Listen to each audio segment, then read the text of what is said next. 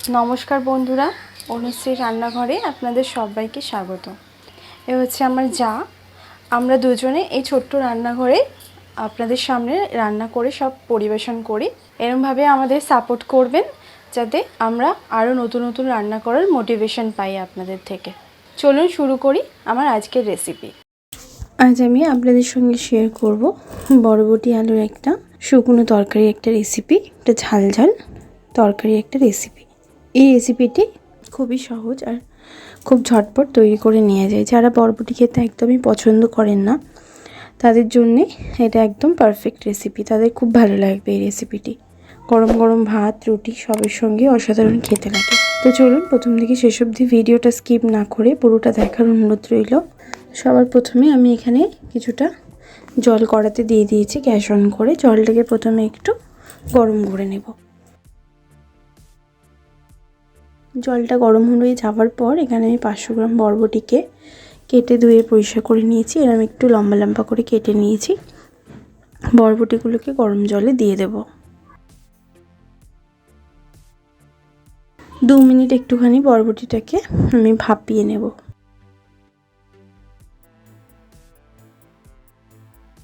বরবটিটা ভাপানো হয়ে গেছে। এবার আমি বরবটিটাকে জল ঝরিয়ে নেব। এরপর ওই একই কড়াতে আমি দিয়ে দেব পরিমাণ মতো সাদা তেল। আমি এখানে রান্নাটা সাদা তেলে করছি, আপনারা চাইলে রান্নাটা সর্ষের তেলেও করতে পারেন। তেলটাকে ভালো করে গরম করে নিয়েছি। এরপর আমি এখানে দিচ্ছি 1/2 টেবিল চামচ পরিমাণে গোটা জিরে ফোড়নে। ফোড়নটাকে ভালো করে একটু ভেজে নেব। এরপর আমি এখানে 2 থেকে 3টে রসুনের কোয়াকে চপিং করে নিয়েছি। রসুনের কোয়াগুলো দিয়ে দিলাম, একটুখানি ভেজে নেব।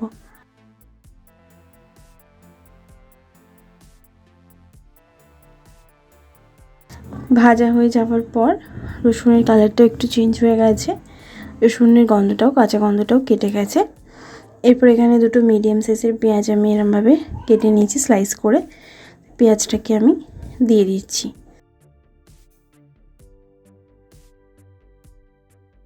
আর দিচ্ছি 2 থেকে 3টে কাঁচা লঙ্কাকে চপিং করে নিয়েছি, সেই কাঁচা লঙ্কা কুচি। পেঁয়াজ কাঁচা লঙ্কাটাকে ভালো করে একটু ভেজে নেব।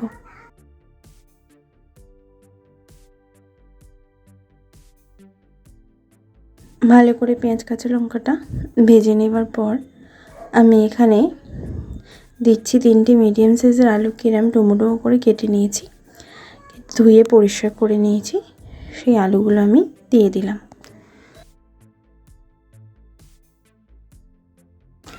আলুগুলো দিয়েও পেঁয়াজের সঙ্গে একটু ভেজে নেব। পেঁয়াজটা খুব বেশি আমি ভাজিনি, যেহেতু আলুর সঙ্গে আমি ভাজবো, তাই পেঁয়াজটা একটু হালকা করেই ভেজে নিয়েছি।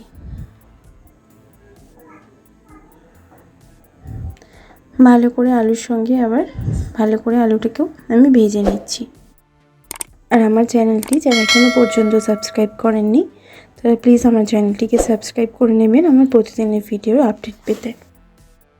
আলুটা একটু সময় ধরে ভেজে নেওয়ার পর আমি এখানে দিচ্ছি 1/2 চামচ পরিমাণে হলুদ গুঁড়ো, 1 চামচ পরিমাণে ধনের গুঁড়ো, 1 চামচ পরিমাণে জিরের গুঁড়ো, 1/2 চামচ পরিমাণে কাশ্মীরি গুঁড়ো লঙ্কা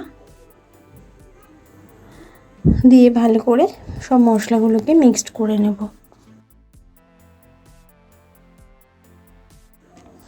সব মশলা একটু নাড়াচাড়া করার পর আমি এখানে দিচ্ছি 1/2 কাপ পরিমাণে একটু গরম জল। ভালো করে মিক্সড করে নেব।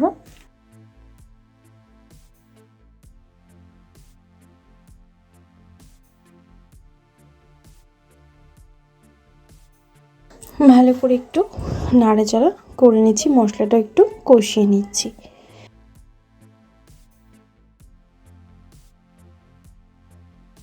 এরপর আমি দিয়ে দিচ্ছি ভাপিয়ে রাখা বরবটিগুলো।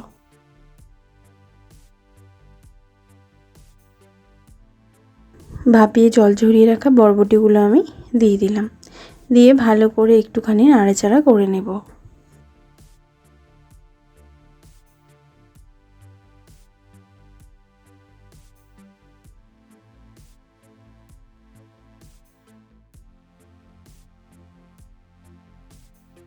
ভালো করে বরবটি আলুকে একটুখানি নাড়াচাড়া করে নেবার পর আমি এখানে দিয়ে দিচ্ছি স্বাদ অনুযায়ী নুন, আর দেব হাফ চামচ পরিমাণে চিনি।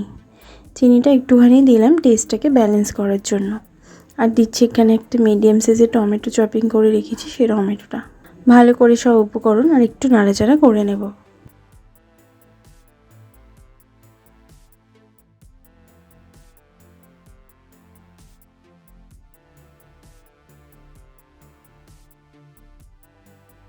আরও 2 মিনিট সময় ধরে একটুখানি কষিয়ে নিলাম।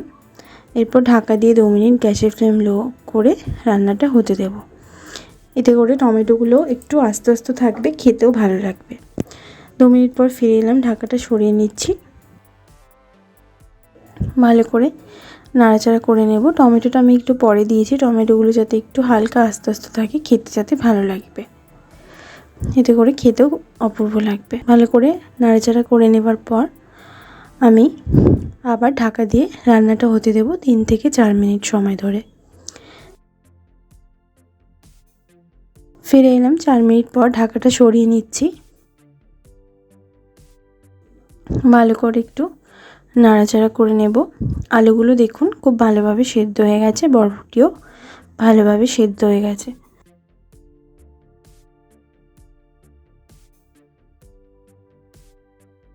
রান্নাটা অলমোস্ট আমার তৈরি হয়ে গেছে। এরপর সবশেষে আমি এখানে দিচ্ছি হাফ চামচ পরিমাণে গোলমরিচ গুঁড়ো। গোলমরিচ গুঁড়োটা দিয়ে ভালো করে মিক্সড করে নেব পুরো রান্নাটার সঙ্গে। সবশেষে আমি গোলমরিচ গুঁড়োটা দিলাম, রান্নার টেস্টটা খুব সুন্দর হবে সেই কারণে। ভালো করে নাড়াচাড়া করে নিয়ে গ্যাসের ফ্লেম বন্ধ করে দিয়েছি। 2 মিনিট স্ট্যান্ডিং টাইমে রেখে আমি সার্ভ করে নিচ্ছি। এই রেসিপিটি গরম গরম ভাত, রুটি দুয়ের সঙ্গে অসাধারণ খেতে লাগে।